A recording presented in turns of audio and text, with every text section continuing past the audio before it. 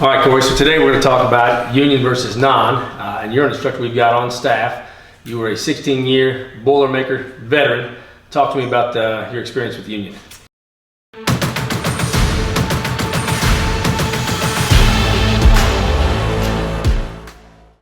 Well, there's pros and cons with either side, Bob. The pros for me as far as union would be the insurance, the pension and annuity, vacation.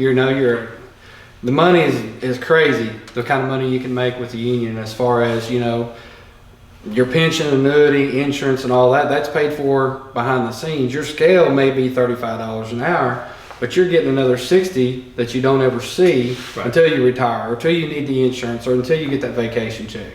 Yeah. It all adds up over a year's time. And hands down, my insurance, is it the greatest? No, but it's paid for, and I don't have to pay for it out of my own pocket. Well, and going uninsured is a risk, by and large. Yeah. Now that non-union track, some of those young guns can stay on their parents' insurance now, I guess, until they're 25, 26 with some of the new laws that have broke free. I would never recommend going uninsured on the health side. That'd be a dangerous venture altogether. So how did you get into the union? I was 17 years old. I was working at a grocery store back home, and I cashed a check for a union Boilermaker. Yeah. And he's actually one of the ones that helped me get in. And I seen his check, and I'm like, "Where do you do? Where do you work? What do you do?"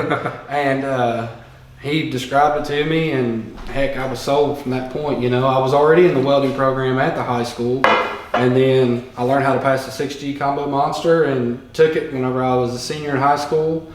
I lied to him, told him I was 18. I was actually 17 and a half, and took the test, passed it, and sky was the limit from there. There you go. And you spent 16 years on the road. Traveling. How many states you hit? What are you thinking? I've been from California to New York, all the east, anything east of the Mississippi I've been in. I've been to Canada, Alberta, Canada, up to the oil sands. I've been everywhere. Yeah. And that type of experience is awesome for the students at Kentucky Welding Institute, right?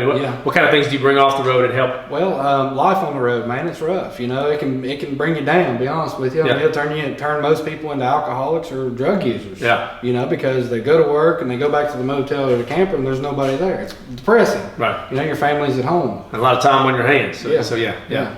That's what 712s helps cure some of that, I think. You go to work and you go back to bed. You're staying so busy, you can't spend that money, and there's no other time to do anything with. Yeah, so union versus non. Corey is, again, a 16-year Boilermaker vet.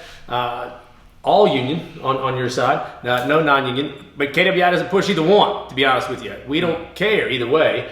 Corey and I don't sit here and argue non versus union. If the student wants union, then that's what we want for them. Put it on the table. If the student wants non-union, then that's what we want for them. So either way, and KWI has a huge working relationship with several unions around us, one of which, Portsmouth Local, are they the big testing company? Yeah, that's Portsmouth Pipe Fitters, Local 577. Yeah, and they're testing. They can test you and place you anywhere, I guess, in the U.S.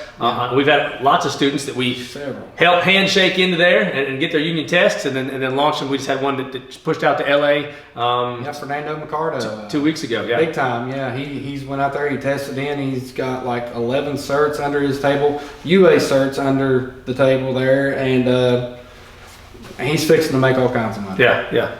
So if you're interested in union or non-union, doesn't matter. Kentucky Welding Institute will get you hooked up.